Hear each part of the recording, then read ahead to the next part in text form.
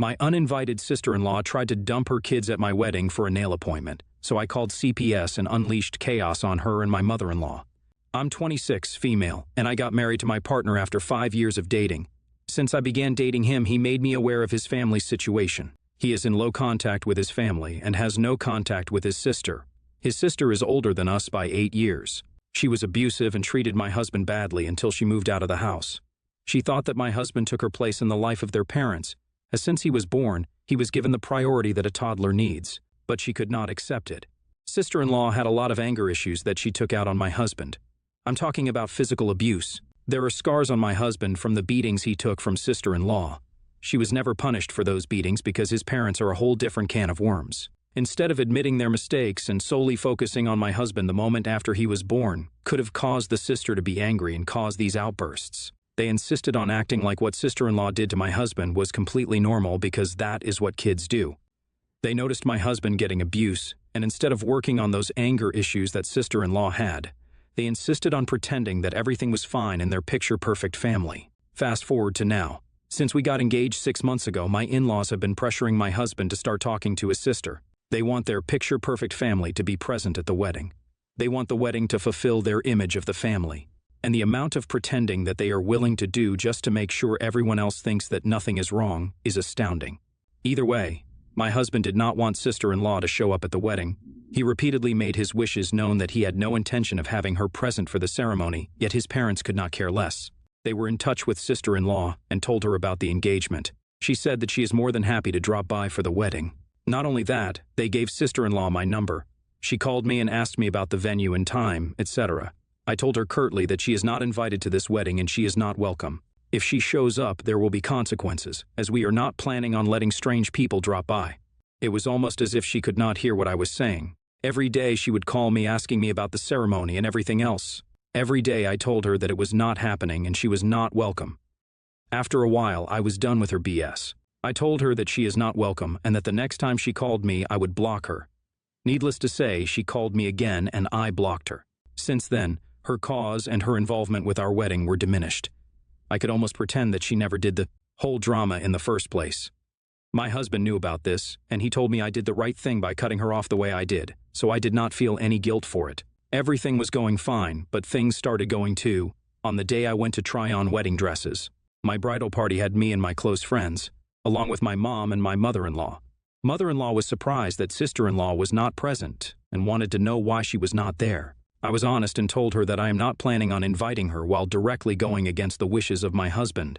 Hearing what I had to say, mother-in-law rolled her eyes and told me that it is important to have her there while we're doing the bridal shopping because she was going to be one of the bridesmaids. The way mother-in-law said it so matter-of-factly bothered me. I asked her what she meant, and mother-in-law doubled down, saying that she knew I did not have that many family members. So surely I would let sister-in-law be a part of my bridesmaids. I told her that it was not going to happen, that there was no way in hell she would be allowed to be a part of my bridal party. I made my feelings regarding her involvement very clear, and once I was done, mother-in-law made a face and told me that she will see how I end up doing all of those things. My wedding was supposed to be a child-free wedding, and mother-in-law told me while we were planning the seating chart, the sister-in-law would be coming with her 2 kids, so we should arrange for that. I told her that it won't be happening.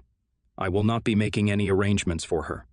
I explained to mother-in-law patiently that if she did not respect our wishes, I would be forced to uninvite her from the wedding. I had already talked about all of this with my husband, and he told me that he would not be upset about it at all if we uninvited mother-in-law for the sake of some peace. When mother-in-law asked me if my husband knew about me threatening her like this, I told her that this is not a threat and it's the truth of the situation. My husband already decided on this, and I agreed with him.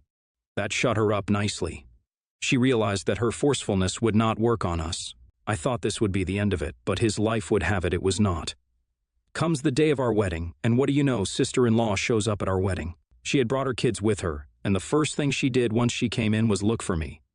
Once she noticed me, she told her kids to go to me.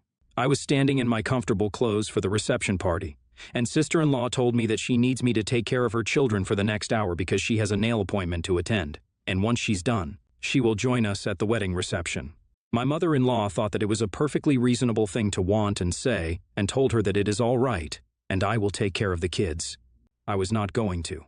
I had already told sister-in-law that she and her kids were not welcome at the wedding, But due to mother-in-law's insistence, she thought it was perfectly acceptable, and she left for the nail appointment. The moment she had left, my mother-in-law looked at me in a way that could only be taken as a challenge, so I did what I should have done. I called CPS. I excused myself from the party and told the officials how there were kids that were abandoned at my wedding. Understandably, that caused a lot of hot water at the reception party. Everybody except my husband thinks I'm an a-hole for calling CPS on her, and I'm wondering if I truly am an a-hole. I think I did the right thing because I was not going to be responsible for 2 kids when they are both barely over 5, and the adults at the party were busy drinking. But what do you guys think? Update 1. Hey, thank you to everyone who commented and sent me DMs. I appreciate you guys for taking the time out of your day to comment on my issue. Thank you for the support. And to everyone who said that I'm the a-hole because I could have kept eyes on the kids, I can see where you're coming from, but please understand, it was my wedding reception. Everyone was drinking and dancing, and it was not the place for 2 kids to wait for their mom. Like off the top of my head, I can assure you that about 90% of the adults there were tipsy. The only people who I remember were sober was my grandma, and she really could not take care of the kids. I know that maybe calling the CPS was a huge step, but at the same time, I felt like having them take the kids with them until sister-in-law got them back would be safer than having them walk around the room with so many drunk adults. So that is what my thought process was when I called CPS. It was less about petty revenge and more about the safety of the kids, to be honest. Update 2. Hey everyone, things have been a bit chaotic lately. It turns out my sister-in-law does have a few problems in her own marital life. Her husband has filed for divorce, or was going to file for one any day, and sister-in-law was going to paint him as the bad guy to make sure he does not get custody of the children. Well, because of the CPS being caught on her, the husband went ahead and filed for divorce because now there is no way anyone would be able to take the kids away from him. Sister-in-law has proved herself to be irresponsible. My in-laws, especially mother-in-law, is very upset with me as she thinks I conspired with her husband to make sure she does not get custody of the children, which is not true. Sister-in-law agrees with mother-in-law's delusions and has left several hurtful messages to me. My husband and I are not too happy about how everything is turning out, but we are trying to focus on our married life more. We're planning on going for our honeymoon earlier than we planned so that we can get away from the drama. I've already blocked sister-in-law. If mother-in-law keeps behaving this way, I will block mother-in-law before we board our plane. Update 3. So, we finally returned from our honeymoon. While my husband and I were enjoying the Caribbean sun, my sister-in-law and her husband went through a separation, and sister-in-law's husband got custody of the kids. Sister-in-law can visit them and have them for the weekend, but she is no longer the primary caregiver.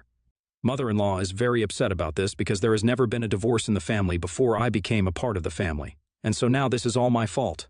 When we returned and met with mother-in-law for lunch, she berated me publicly and shamed me for bringing bad luck to the family. I was too stunned to tell her anything while she screamed at me, to be honest. So when she was finally done, I opened my mouth to defend myself, but before I could say anything, my husband stopped me and took over the conversation. He essentially tore them a new one. My husband is not a confrontational person, so having him scream at them was not something we were expecting. He told her that the way she is treating me is not acceptable, and she needs to respect me as his wife. He also strongly expressed his feelings regarding the whole wedding reception fiasco that happened. When it was happening, he took the role of the observer, and he realized that sister-in-law and mother-in-law did this together because they wanted to paint a perfect family picture when the reality is far away from that. My husband asked mother-in-law to not contact either of us until she's ready to apologize to me for her bad behavior. Since then, mother-in-law has not contacted us. My husband said that it would be a while since we hear from her, as mother-in-law is one of those people who'd rather die first and apologize for her mistake. So overall, our marital life started with a load of drama. I'm happy that I do not have to be on the receiving end of verbal abuse from mother-in-law and sister-in-law. But somewhere I do wish things were different because a part of me feels guilty for ripping the family apart. NTA op, how can anyone just assume that the bride, the newlywed bride, would be the babysitter for 2 kids at her wedding reception? Such an unreasonably dramatic family. Your sister-in-law has some issues, and I am very sure that things are going to get worse for her in the future. Edit. Glad to hear that the sister-in-law's husband is taking the kids because sister-in-law is not mature at all. The kids deserve to be with a parent who takes care of them and not dump them off at a wedding as an act of petty revenge. The whole kid dumping at your wedding was a ploy for your mother-in-law to lower your image in front of her son's eyes as she never supported your wedding, and this is just pathetic overall. Next story, my daughter is 16 and has been really struggling with Ed. It's more managed now, but before it wasn't. Once I knew, I took her to the doctor, a therapist, etc. The Doctor has told us multiple times to, yes, eat what's needed for nutrition, but it's best to monitor quietly so it's not like I'm forcing her to eat. And she's eating because she wants to, not being forced. Also because it won't last if you force. So I'm doing it that way. I've been with my girlfriend for about a year and met my daughter a little while ago, and I guess they got closer. My daughter told her that she had an ED, but from what I know, nothing more, nothing less. My girlfriend has been trying to help with this, and it would have to be effective helping if it wasn't not forceful helping. You know, you kind of force your helpfulness onto other people, but not really in the way they need. I do know when my daughter eats, she has meals that either she or I make, and she eats those. So when they're gone, I can see the point being not to ask if she ate or not, because as the doctor said, it's a reminder. And she doesn't need to be reminded of what she has, and emotional support will do. Asking her if she ate won't. The other day, my girlfriend continued to go to my daughter and ask her if she ate, at what time, and what she ate. This is bad, but the worst is asking how many calories it was. I pulled her aside and told her that she cannot ask those questions to her, and if she wants to help, to please try to do it a different way. Take her out and socialize. They both like movies, books, shopping, bowling, etc., etc. They have a lot of the same interests. She seemed like she understood, until I overheard her asking the same question again. She went into my daughter's room and asked her, "Did you eat?" My daughter said, "Yeah," then proceeded to bombard her with questions about what she ate, the calories. At one point, she asked to see the food bowl so she could see if it was good in there. I brought her out of the room and told her that she either needed to stop asking those questions or leave because those are in no way appropriate, kind, or helpful, and I shouldn't have to ask you multiple times when she knows it's not helping. She got mad, saying I was neglecting her needs because she should know if she ate. I said I know she ate. There's a reason she has meals in there. Even if she didn't, she has no right to ask her that. I explained how I knew before this, and so she was aware. She started getting upset, saying I was kicking her out for helping. She didn't realize she wasn't, but then still said it was just helping my daughter. And it was clear she was not even close to even trying to understand that she was not helping. That's why I told her she needed to go. I've told this to some family, but they said that she didn't know, and I just needed to be patient. But how many times do I have to explain the same thing until she knows? Edit, hey, to anyone saying, "Oh wow, what if your daughter doesn't mind, let her." If she doesn't mind it, even if she didn't, which she does, I'm not going to enable my daughter to check calories. Do we understand that that is part of an eating disorder? I'm not sorry in doing so, never mind deliberately doing what the doctor said not to do. NTA. You've explained to her several times that her helping isn't actually helping. I'd personally sit her down and say these are boundaries you cannot cross. She's not her mother. She hasn't spoken to the doctors with you or your daughter. If she can't respect you or your daughter's boundaries, then I suggest you call it a day because all that's going to happen is she will make your daughter's condition worse. You're a good dad, and your daughter needs you, so step up and put your foot down. Next story. For the context of this post, I will say mom and stepmom. I have always called my stepmom Mom IRL and consider her my mom.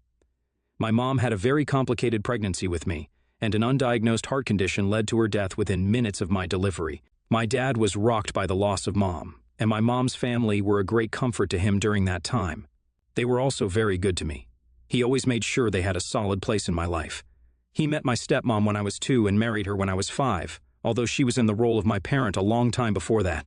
I call my stepmom Mom from day one. I do consider myself as having 2 moms. I do think it's unfair I never got to know my mom. My extended family on that side have always been amazing, and I adore each and every one of them. Problem is, my stepmom has always been sort of jealous of them. I always kind of picked up on it, but as I have grown older, I can see where it all comes from. She is jealous that she's not my only mom, that my mom is still important to me, and that I have family that connects me to a person I love and respect as much as my living parents despite never having known her. I can think of a moment where a lot of it started to click. It was my 13th birthday, and my mom and dad's families were over to celebrate my birthday. My mom's family gave me a necklace that had belonged to my mom as a present. Apparently, she had given it to her mom when she started to realize how bad things were going with her pregnancy.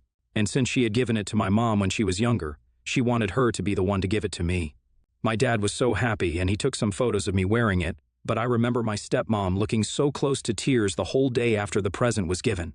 When my dad commented after that I looked so much like my mom in her first photo with it, I noticed she had a reaction. I have tried to reassure her, and I have continued to love her throughout this.